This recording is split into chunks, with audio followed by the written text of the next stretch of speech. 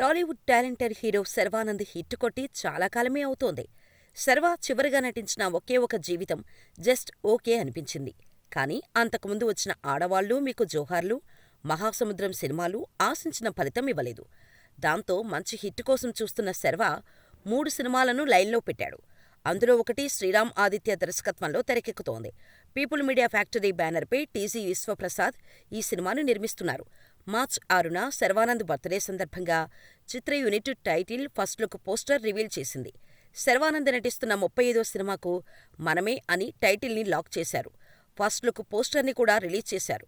పోస్టర్లో painting roller పట్టుకుని శర్వానంద్ ఉండగా పక్కనే ఓ చిన్న అబ్బాయి కనిపిస్తున్నాడు. చిన్న గ్లింప్స్ కూడా రిలీజ్ చేశారు.